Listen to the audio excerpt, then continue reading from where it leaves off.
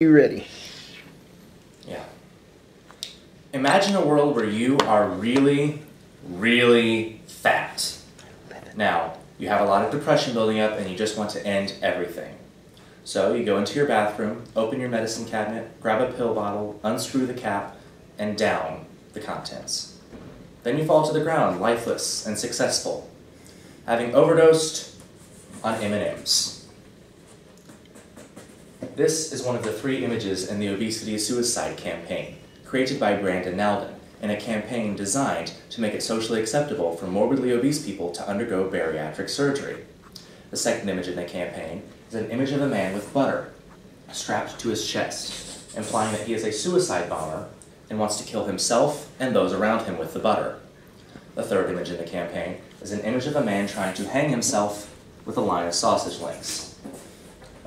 On his personal website, brandonnaldin.com, Mr. Naldin states his intention behind the campaign by saying, "It's no secret that the American culture is known for overindulgence. This public service campaign dramatizes the effects of poor eating in a way we can all understand." With the label Public Service Campaign, Mr. Naldin is showing us that he has clearly created these images for our benefit.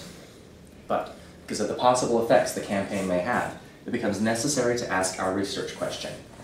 Can the reframing of a serious healthcare issue through a comic frame generate social acceptance for extreme medical procedures? To answer this question, we turn to Adrian Christensen and Jeremy Hansen's article, Comedy as Cure for Tragedy, Act Up in the Rhetoric of AIDS. Their model is uniquely suited for analysis because it shows how serious healthcare issues are reframed in the Burkean comic frame. So first, we will explain the tenets of their model, then apply it to our artifact, before finally drawing some critical conclusions and implications about this campaign. First, Christensen and Hansen's model consists of 3 components. First, the rhetoric is campy. Second, the rhetoric contains playful or ironic language. And third, the rhetoric shows an exaggeration of identities. First, we look to the use of camp. For a performance to be campy, it has to use exaggeration as a way to cope with the difficulties of life and often make serious issues humorous. Our model shows that camp can be used theatrically, and that the humor of camp often creates detachment from serious issues. An example of this are drag queens, who exaggerate the female identity to bring visibility to the GLBTQ movement. Only after the cheering and applauding have stopped do we become struck by the implications of equal rights for everyone. Secondly, we look to the use of playful and ironic language. Christensen and Hansen state that this language does not have to be verbal, it can be visual, or a combination of both. That the visual and verbal language typically work hand in hand with the campy theatrical performance to reinforce an idea. The language is typically based on sarcasm and can get at the conscience of an audience without being explicitly funny. A recent example of this is the now famous billboard featuring a photo of George W. Bush, asking the question, "Miss me yet?" We can see that this can get at the conscience of its audience, because it causes them to compare Barack Obama and George W. Bush, while at the same time it can be interpreted sarcastically and is not explicitly funny. Third, we look to the exaggeration of identities. Christensen and Hansen state that the exaggeration of identities is built on stereotypes, and that the stereotyped identities are often portrayed as comic victims. Stephen Colbert is a perfect example. He portrays the stereotypes of Republicans on his weekday show, The Colbert Report, every weekday. Whenever a Democrat wins an election, Stephen portrays himself as a victim, oftentimes drinking his sorrows away. But he does it comically, often engaging in the hitting of an emergency blue donkey piñata while his audience cheers and applauds. Now that we understand Christensen and Hansen's model, we are ready to apply it to our artifact, the Obesity is Suicide campaign. First, the campiness is evident in all 3 of the photos because they exaggerate the effects of the foods involved. You can't overdose on M&Ms any more than you can blow yourself up with butter or hang yourself with a line of sausage links. It is the cheesiness, no pun intended, of this campaign which gives the campaign its campy quality. Next, we look to the use of playful or ironic language. At the bottom of these photos, the writer uses the phrase, "but it doesn't have to end this way." This phrase is commonly associated with suicide, but is aptly associated with obesity as well, because the irony is right for both suicide and obesity. Further, it actively engages the audience in the images by causing them to compare the competing images of food and food as a weapon. Third, we look to the exaggeration of identities.